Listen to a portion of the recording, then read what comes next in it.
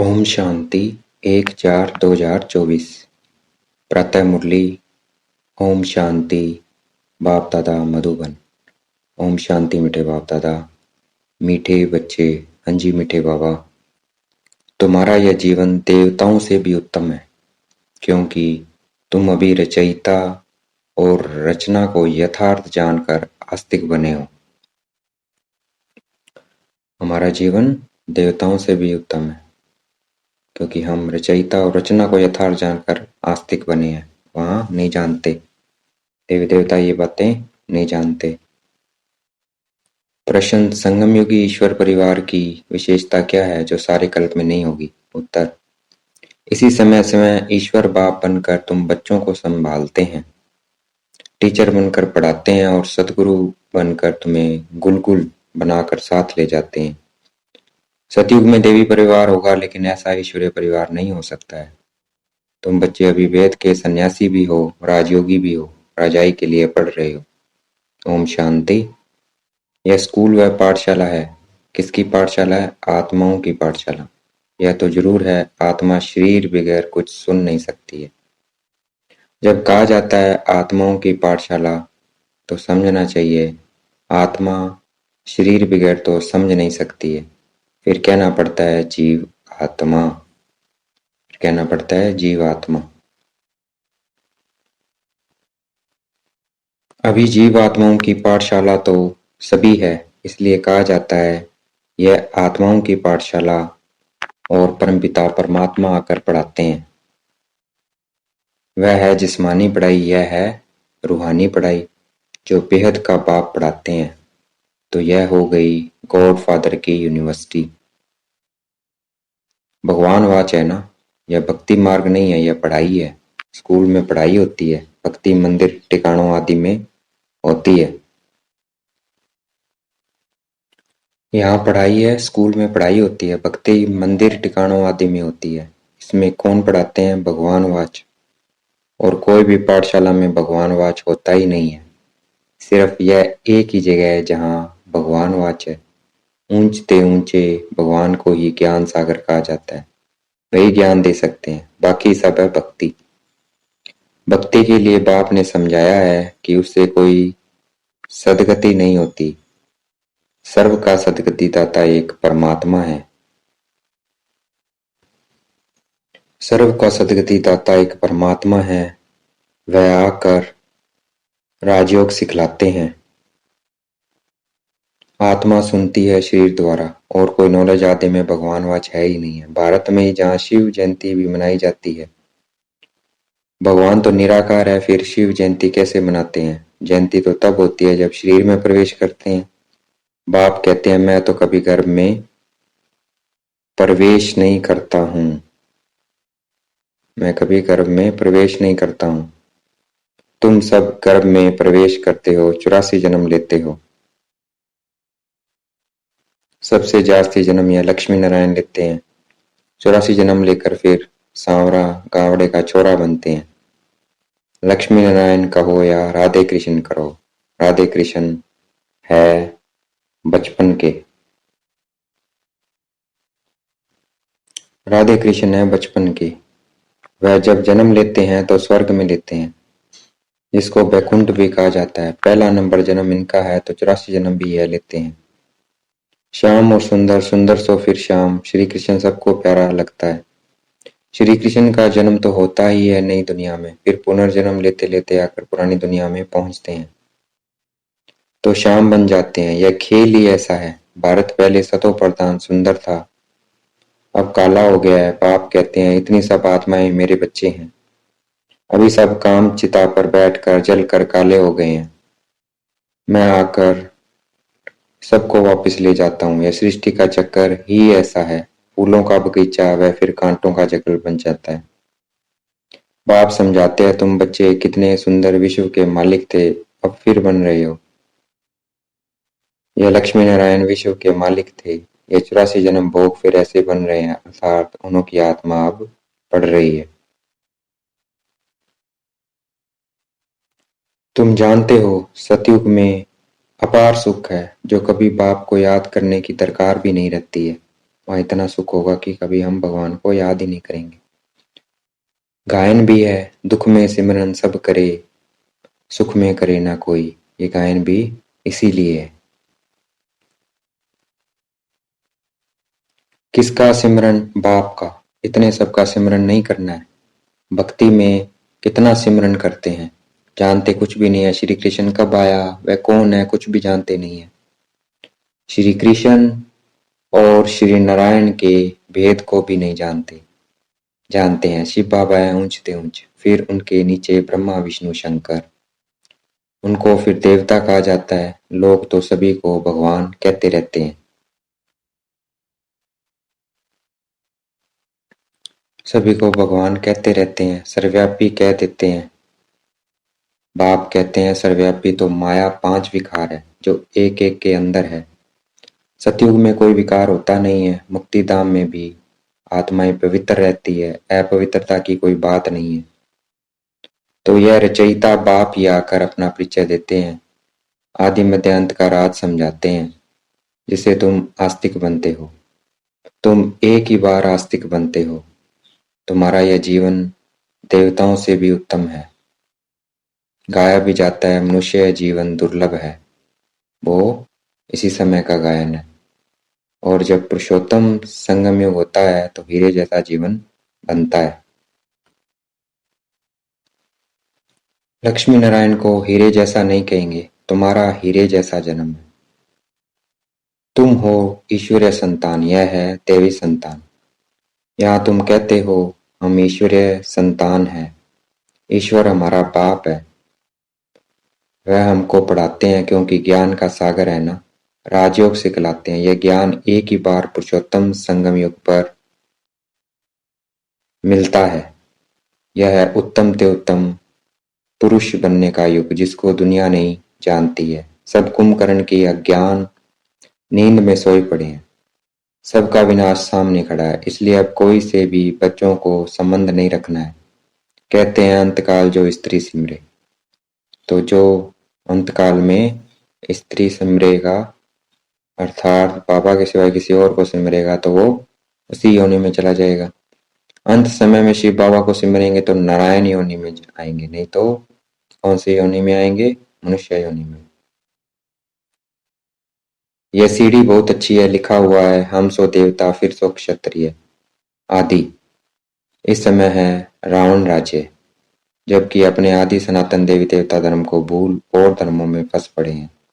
ये सारी दुनिया लंका है, बाकी सोने की लंका कोई थी नहीं। बाप कहते हैं तुमने अपने से भी जास्ती मेरी गिलानी की है, अपने लिए 84 लाख और मुझे कण कण में कह दिया है।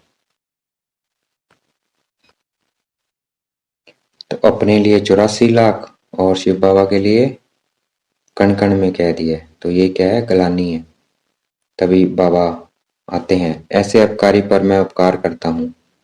बाप कहते हैं तुम्हारा दोष नहीं है, यह ड्रामा का खेल है। बाबा हम पे दोष नहीं डालता। बाबा कहते हैं ये खेल है और ये खेल मैं आके समझाता हूँ। सतयुग आदि से लेकर कलयुग अंत तक यह खेल है जो फिरना ही है। इसको सिवाय बाप के कोई समझा न सके। तुम सब ब्रह्मा कुमार कुमारियां हो। तुम ब्राह्मण हो, ईश्वरीय संतान। तुम ईश्वरीय परिवार में बैठे हो। सतयुग में होगा देवी परिवार। इस ईश्वरीय परिवार में बाप तुमको संभालते भी हैं, पढ़ाते भी हैं और फिर गुलगुल बनाकर साथ भी ले जाएंगे। तुम पढ़ते हो मनुष्य से देवता बनने के लिए, ग्रंथ में भी है मनुष्य से देवता किए करत न लागी वार।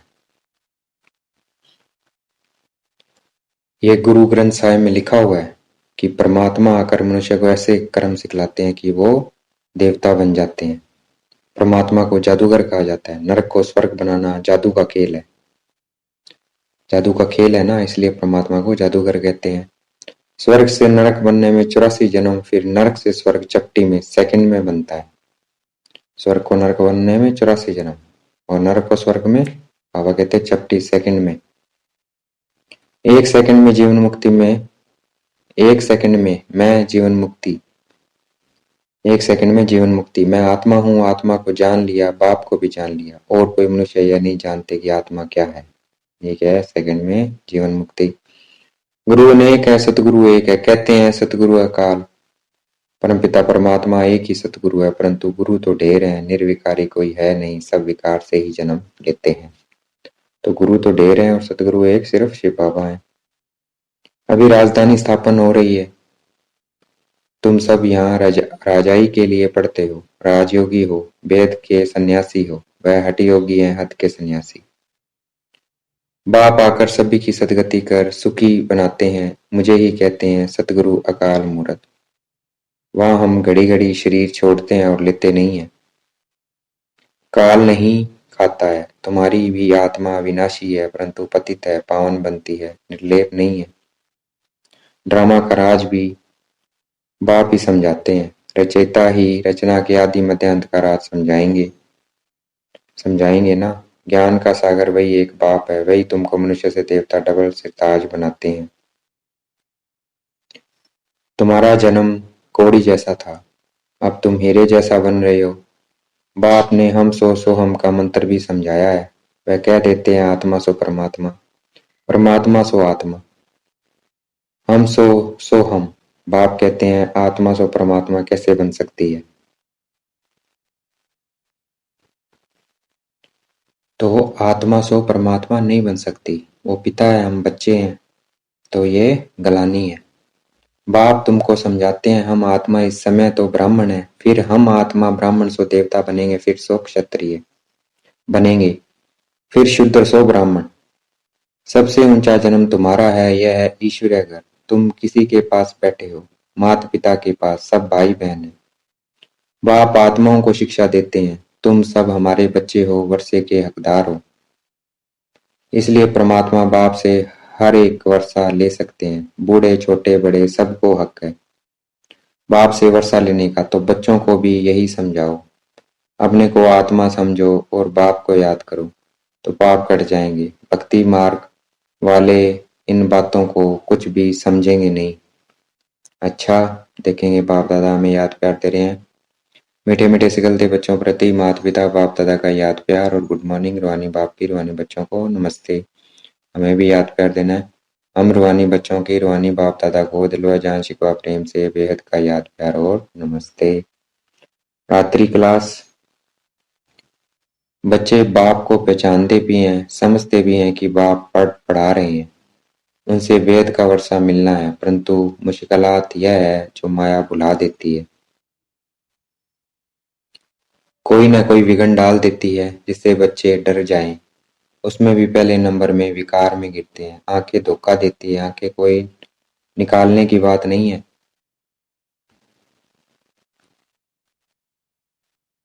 विकार में गिरते हैं, आंखें धोखा देती है, आंखें कोई निकालने की बात नहीं है।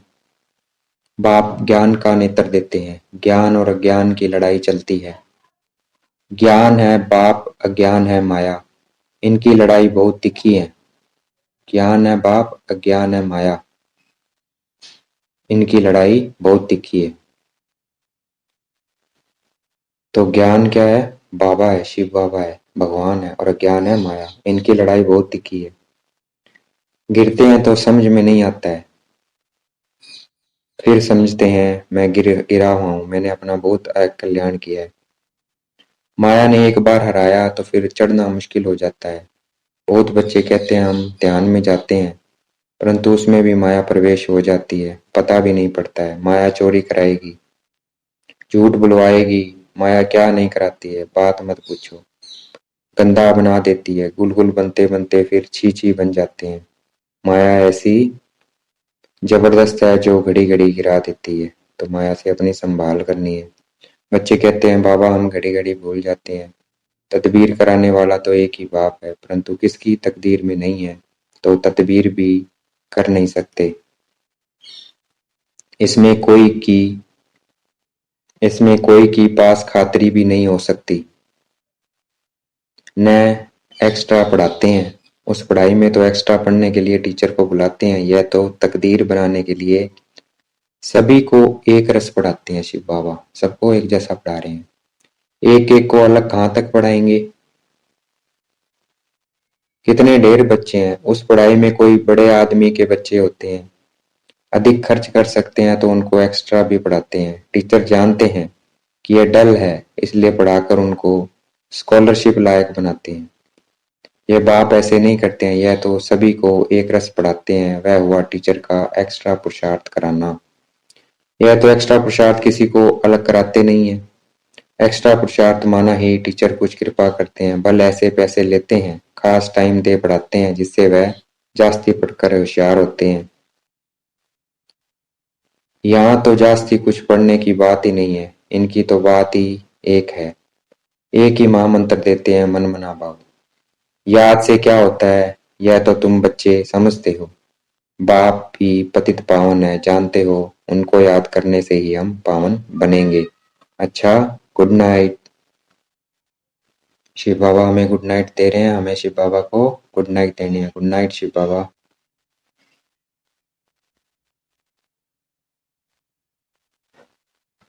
धारणा के लिए मुख्य सार।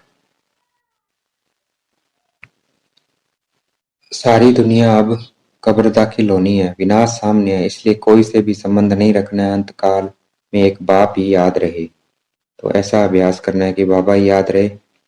श्याम से सुंदर, पतित से पावन बनने का यह पुरुषोत्तम संगम युग है। यही समय है उत्तम पुरुष बनने का। सदा इसी स्मृति में रह स्वयं को कोड़े से हीरे जैसा बनाना है। उत्तम पुरुष बनने का सदा इसी स्मृति में रह स्वयं को कोड़ी से हीरे जैसा बनाना है। वरदान है ज्ञान धन द्वारा पर प्रकृति के सब साधन प्राप्त करने वाले पद्मा पदम पति भव। तो इस ज्ञान धन से हम प्रकृति के सभी साधन प्राप्त कर सकते हैं।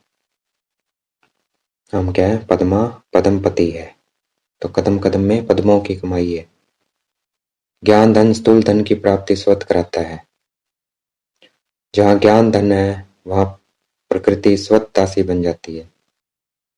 ज्ञान धन से प्रकृति के सब साधन स्वत प्राप्त हो जाते हैं, इसलिए ज्ञान धन सब धन का राजा है। जहाँ राजा है वहां सर्व पदार्थ स्वत प्राप्त होते हैं।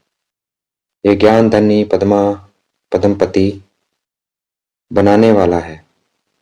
परमार्थ और व्यवहार को स्वत सिद्ध करता है। ज्ञान धन में इतनी शक्ति है जो अनेक जन्मों के लिए राजाओं का राजा बना देता है। तो इतनी वैल्यू है, तो हमें रोज पढ़ना है। स्लोगन है, कल्प कल्प का विजयी हूं, यह रूहानी नशाई मर्ज हो तो माया जीत बन जाएंगे। कल्प कल्प का विजयी हूं, यह रूहानी नशाई मर्ज हो तो माया जीत बन जाएंगे। अच्छा, ओम शांति। शुक्रिया मेरे बाबा, शुक्रिया।